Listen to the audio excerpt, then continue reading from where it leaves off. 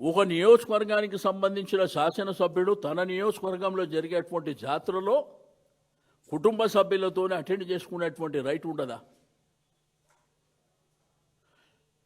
Court చెప్పింది trust వాళ్ళని చేయమని చెప్పింది తప్ప అక్కడ ప్రజల్ని కానీ ప్రజాప్రతినిధులను కానీ అలో చేయొద్దని ఎక్కడని చెప్పిందా?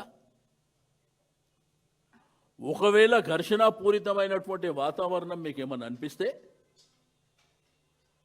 ఆ ట్రస్టీ మెంబర్స్ ఫస్ట్ పూజ చేసిన తర్వాత ఆ గౌరవ శాసనసభ్యునికి సెక్యూరిటీ ఇచ్చి మీకు ప్రోటోకాల్ కూడా ఉన్నది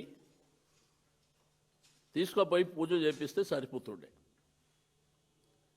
మీరు అతన్ని బలవంతంగా అరెస్ట్ చేసిండు, అతను నోరు జారిండు, మళ్ళీ ఆయన పశ్చాత్తాపడ్డటువంటి సంఘటన మనం నిన్న చూసినాం. దీనికి ఏం అవసరము? మళ్ళీ మీరు కేసులు పెట్టవలసిన అవసరం ఏంది? ఆయన నోరు జారే అవసరం ఏముంది? దానికి మీరు బలవంతంగా ఈడ్చుకుంటూ లాక్కెళ్ళడం ఏంది? అతను ఉన్నాడు, వాళ్ళ భార్య ఉన్నది, ఒక ఎస్సీ సర్పంచ్ ఉన్నది, బిడ్డ ఉన్నది. అంటే ఏం చేయాలనుకుంటారు ఈ రాష్ట్రాన్ని? అంటే ఒక నియోజకవర్గంలో తన పుట్టి పెరిగినటువంటి ప్రదేశంలో నేను దేవుడి దర్శనానికి పోతా అంటే మీరే సెక్యూరిటీ ఇచ్చి తీసుకుపోయి చేపించి పంపించేది ఉండే కదా.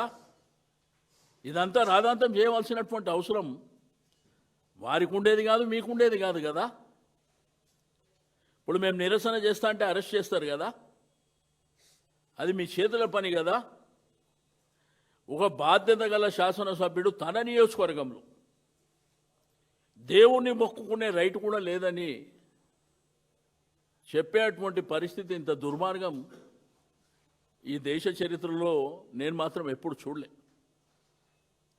ఎవ్రీ రైట్ యాజ్ ఏ శాసనసభ్యుడిగా తన నియోజకవర్గంలో తప్పకుండా ప్రోటోకాల్ ఉంటుంది.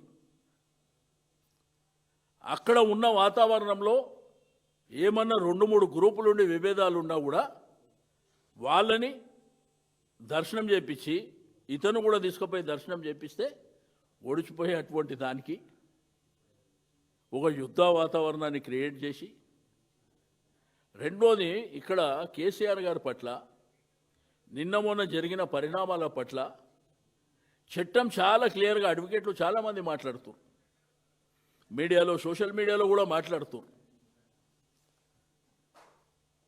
ఒక సీనియర్ సిటిజన్ని గౌరవించవలసినటువంటి బాధ్యత ఇది కాదు అని చెప్తున్నారు. తెలంగాణ రాష్ట్రానికి తొలి ముఖ్యమంత్రి, ఈ దేశాన్ని ఆదర్శమైనటువంటి రాష్ట్రంగా నిలిపినటువంటి ఒక గొప్ప మహానుభావుని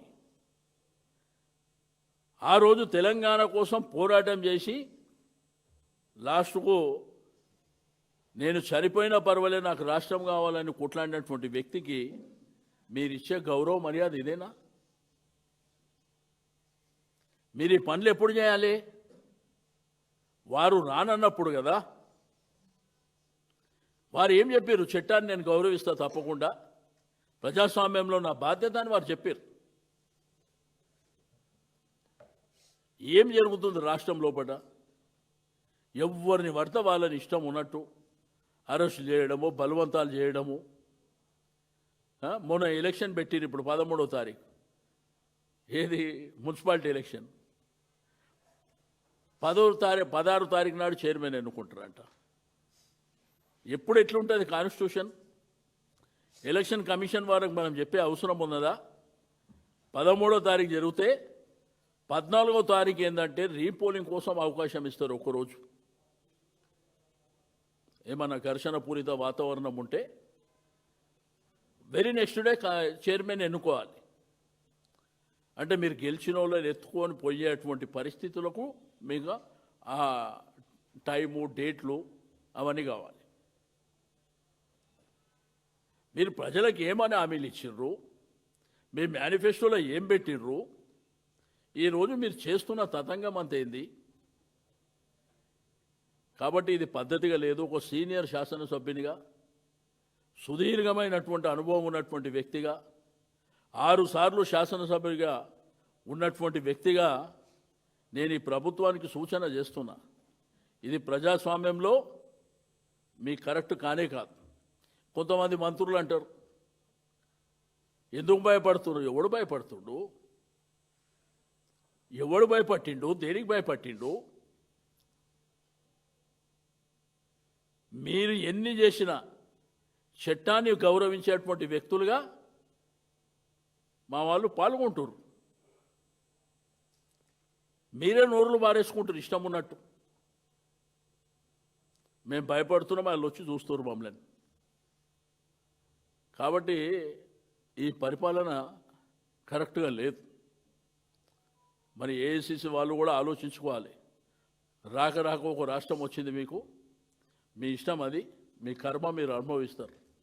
కానీ మా పార్టీ శ్రేణులకు, పార్టీ శ్రేణులతో పాటు మేధావులకు, ఇంటెలెక్చువల్స్కు, ఈ తెలంగాణ భూభాగంలో ఉన్నటువంటి ప్రతి ఒక్కరికి నేను రిక్వెస్ట్ చేస్తున్నా, ఈ రాష్ట్రం తన ప్రాణాన్ని లెక్క పెట్టకుండా రాష్ట్రాన్ని సాధించినటువంటి నాయకుని పట్ల వీళ్ళు ప్రవర్తిస్తున్నటువంటి తీరు, నోటీస్ తీసుకుపోయి గోడ కంటించడం ఏందండి? నందినగర్లో కూడా మనుషులు ఉంటారు కదా. అంటే ఏంది మీ కక్షపూరితం, మీ దౌర్జన్యపూరితమైనటువంటి వాతావరణం ఏంది? తప్పకుండా దీనికి సమాజం అన్ని విధాలుగా తిరిగి మీకు వాళ్ళ అకౌంట్లన్నీ రాసుకుంటారు. సమయం వచ్చినప్పుడు